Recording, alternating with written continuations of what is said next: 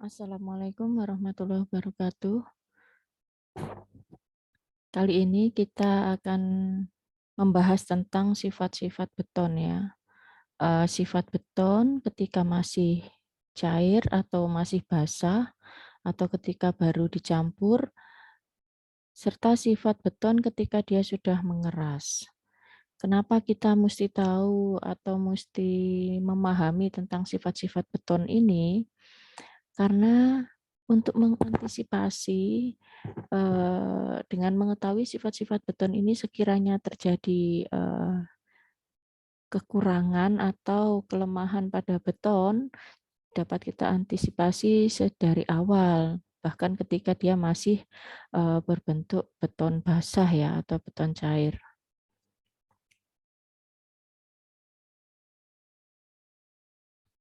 Oke, yang pertama adalah beton segar. Beton segar ini adalah yang dimaksud adalah beton ketika baru saja kita lakukan pencampuran ya. Jadi pada saat beton itu sudah tercampur rata sebelum dituang ke dalam cetakan, maka kita mesti bisa melihat sifat-sifatnya. Yang pertama yaitu dia mudah dicampur dan diangkut. Jadi tidak boleh terlalu apa namanya kaku ya, atau misalnya terlalu lemas juga, terlalu banyak air juga tidak boleh. Jadi mudah dicampur dan diangkut. Yang kedua, dia harus homogen, artinya tercampur dengan rata. Makanya kenapa ketika kita membuat adukan beton atau campuran beton, sebaiknya kita menggunakan alat, yaitu molen ya, alat yang bisa bergerak atau berputar ya. Sehingga campuran yang dihasilkan adalah berupa campuran yang homogen. Yang ketiga, mudah dipadatkan dan tidak terjadi segregasi. Artinya setelah nanti dilakukan penuangan ke dalam cetakan, maka tidak boleh terjadi agregat yang kasar terpisah dari agregat yang halus. Misalnya karena gravitasi, maka yang agregat yang diameternya lebih besar ada di bawah misalnya begitu. Sedangkan yang di atas tinggal agregat yang kecil-kecil sehingga terjadi pemisahan. Nah, itu yang disebut dengan segregasi ya atau pemisahan. Nah, itu nggak boleh terjadi. Yang terakhir finishingnya mudah, artinya tidak banyak lubang-lubang bekas cetakan yang masih kosong misalnya karena tidak tercampur dengan rata ketika dituang ya. Makanya kenapa setelah Anda menuang adukan beton, itu Anda harus lakukan rojokan. Jadi dirojok supaya betonnya padat. Oke. Ada dua karakteristik beton segar, yaitu workability dan stability. Workability itu apa? Kemampuan beton untuk mudah dikerjakan. Ya, work itu bekerja ya. Kayak nanti menghafalkannya atau memahaminya paling mudah. Workability mudah dikerjakan. Mulai dari mixing atau pencampuran hingga pemadatan. Workability ini dipengaruhi oleh konsistensinya, mobility-nya, compactability-nya. Oke.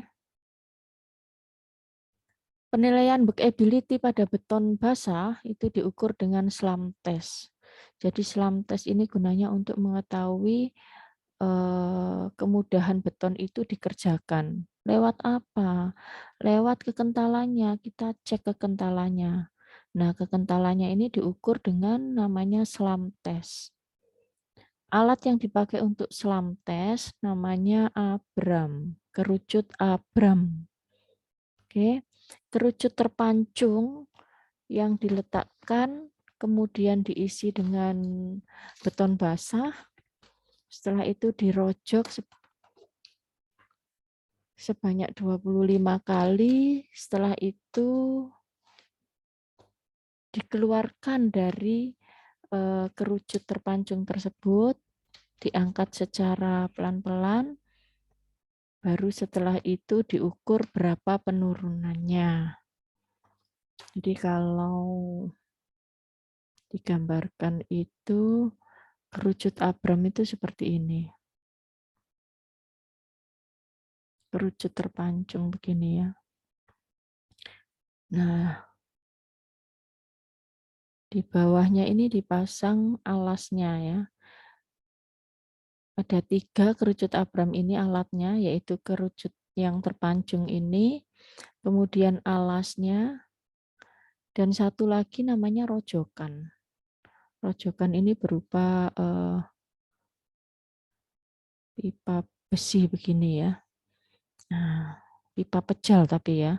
Jadi seperti tongkat besi begitu. Nah, bagaimana cara menggunakannya? Yang pertama diisikan. Jadi alat ini semuanya ya, kerucut Abram ini tiga-tiganya harus terbuat dari bahan yang kedap air. Makanya yang paling bagus adalah terbuat dari besi, karena besi cenderung kuat ketika menerima beban, kemudian dia tidak menyerap air ya, jadi tahan air, sehingga nanti ketika mendapatkan beton basahnya itu tidak mengurangi kadar air di dalam betonnya. Oke. Beton basahnya itu dimasukkan ke sini sebanyak 1/3 bagian ya. Jadi ini kalau kita pecah menjadi 3 begini ya katakan ya. Diisi 1/3 bagian, kemudian dirojok sebanyak 25 kali.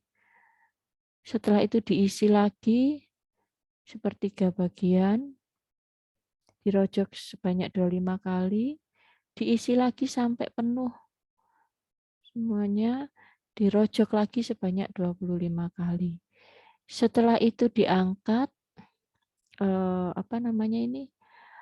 Tongkatnya ya, rojokannya. Ini adalah rojokan. Tongkat rojokan. Kemudian diangkat ya, dikeluarkan.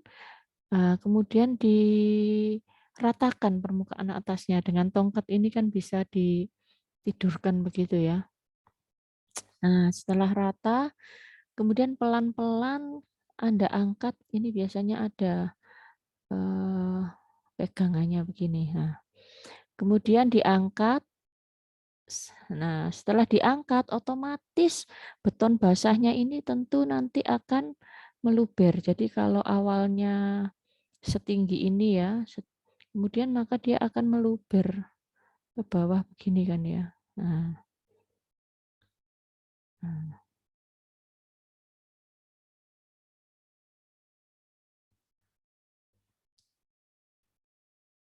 nah. Ini tadi rojokan yang sudah diangkat, kemudian Anda letakkan di sampingnya sini. Nah, boleh dipasang terbalik begini, atau tetap yang kecil di atas, yang besar di bawah, diameternya enggak apa-apa, asalkan ditaruh di sampingnya ya. Nah, ini kan ini ya, datar ya. Nah, nanti penurunannya inilah yang dihitung sebagai nilai SLAM.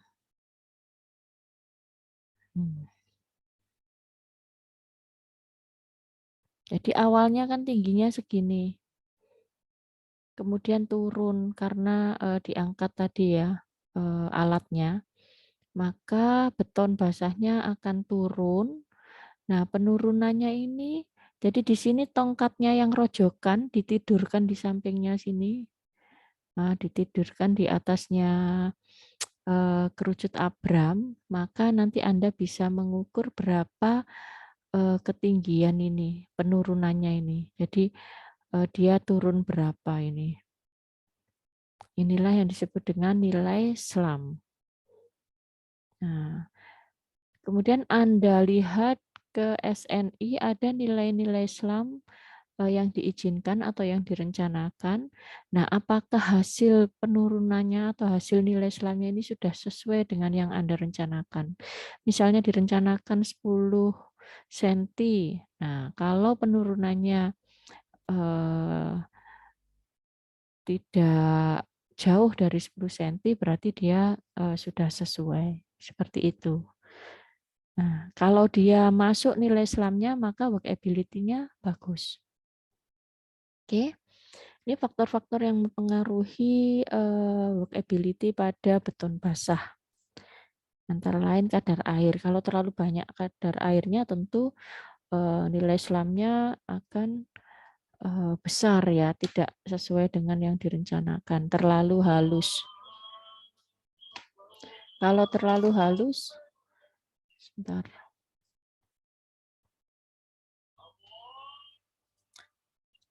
Kalau terlalu halus maka nanti, kalau terlalu encer maka hasil tes tekannya ketika sudah mengeras juga tentu tidak akan bagus. Terus kehalusan semen. Kehalusan semen ini juga berpengaruh karena kalau tidak halus atau terlalu kasar, maka dia tidak akan mengikat dengan baik karena tidak bisa bereaksi dengan air secara penuh, ya.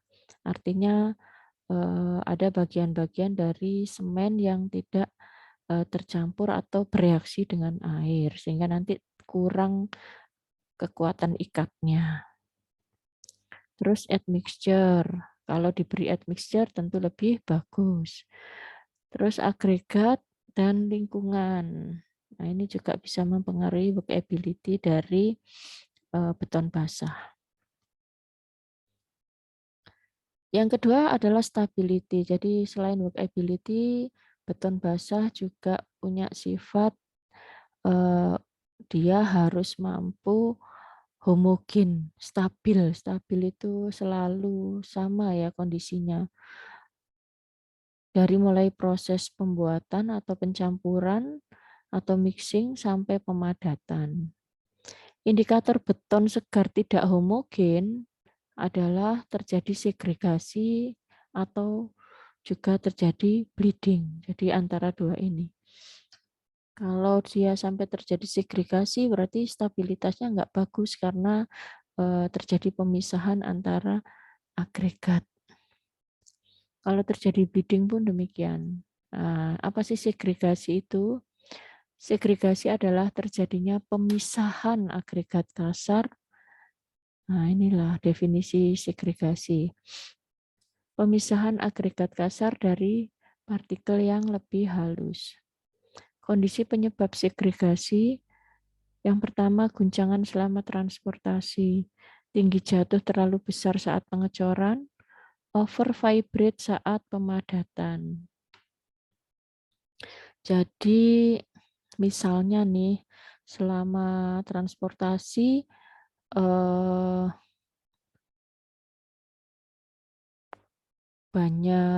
misalnya banyak guncangan-guncangan selama di jalan.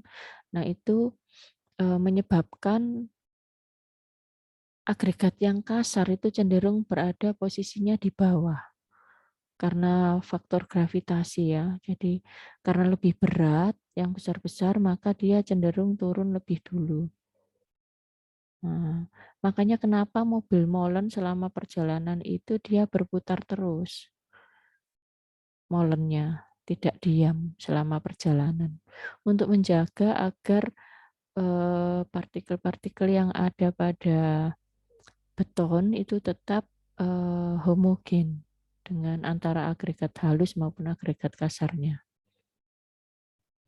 Yang kedua, tinggi jatuh terlalu besar saat pengecoran. Nah, kenapa ini mempengaruhi pemisahan, mempengaruhi segregasi? Jadi terutama pada kolom ya, pengecoran kolom. Jadi kalau Anda mengecor kolom, maka gunakan tremi. Jangan langsung dicor dari atas begini.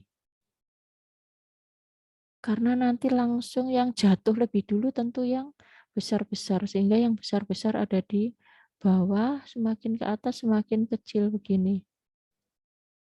Nah, ini yang salah. Kalau Anda nanti di lapangan bertanggung jawab terhadap pengecoran kolom, maka gunakan tremi. Sehingga tinggi jatuhnya itu tidak setinggi ini. Tapi cuman segini ya, sehingga homogen. Kemudian ditarik ke atas ini tremingnya. Naik lagi tremingnya sampai kemudian habis. Maka kondisinya akan tetap homogen. Ya, jadi ini yang benar. Jadi dicornya pakai tremi, jangan terlalu jauh dari dasar kolom yang mau dicor. Kemudian diangkat pelan-pelan treminya sehingga beton basahnya itu juga turunnya tidak drastis dari atas ke bawah. Oke. Yang terakhir adalah over vibrate. Jadi beton setelah masuk ke cetakan itu kan Anda harus padatkan. Nah, memadatkannya bisa dengan rojokan atau dengan vibrasi alat vibrator ya. Nah, kalau pakai vibrator jangan terlalu lama. Jadi ada spesifikasi di alatnya itu di apa? Dilakukan sesuai spesifikasi alatnya. Karena kalau terlalu lama Anda getarkan, Anda vibrasi, maka yang terjadi sama dengan yang sama seperti dia itu diguncang sehingga yang paling besar agregatnya akhirnya jatuh lebih dulu atau ada di bawah ya. Maka dihindari itu. Oke, yang kedua, indikator dari stabilitas yang tidak baik adalah terjadi bleeding. Bleeding ini pendarahan ya. Jadi kalau pendarahan pada beton itu maksudnya pemisahan airnya dari campuran beton. Biasanya kalau Anda ngecor terjadi bleeding itu indikasinya itu di bagian atas itu hanya ada campuran air dan semen. Nah, ini yang berbahaya. Berarti agregatnya terpisah dari pastanya, ya. Jadi nanti resikonya penurunan mutu beton. Ya. Biasanya bleeding ini terjadi bila pemadatan dilakukan dengan vibrator. Ya. Terutama kalau terlalu lama vibrasinya. Oke, itu sekilas adalah dua sifat utama dari beton segar, yaitu harus mudah dikerjakan, workability, dan harus senantiasa homogen atau stability. Tidak boleh terjadi segregasi, tidak boleh terjadi bleeding. Intinya seperti itu. Bagaimana dengan sifat pada beton yang sudah mengeras atau beton keras? Maka ada 5 sifat yang bisa kita ketahui: kekuatan, deformasi, durability atau durabilitas, susut atau shrinkage ya di beberapa referensi dalam bahasa Inggris, dan permeability atau permeabilitas. Oke, kita cek satu-satu. Kekuatan beton ditentukan oleh seberapa besar beban maksimum yang dapat dipikul oleh penampang beton. Nah, kekuatan pada beton ini ada 3 yang dites, yaitu tes tekan, kuat tekannya, untuk mengetahui kuat tekan atau beban maksimum yang mampu dipikul oleh beton.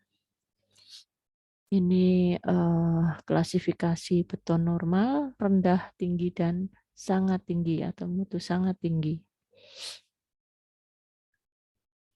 Nah, ini gambar alat untuk mengetes beton, tes tekan. Ini yang sudah computerized seperti ini ya. Oke. Nah, posisi untuk mengetes kuat tekan beton seperti ini. Jadi silindernya dipasang berdiri, kemudian ditekan dengan alat tekan beton, compression test mesin, sampai dia pecah pertama kali pada posisi beban berapa. Nah, itulah beban maksimum yang mampu ditahan oleh beton. Yang kedua, kuat tarik belah.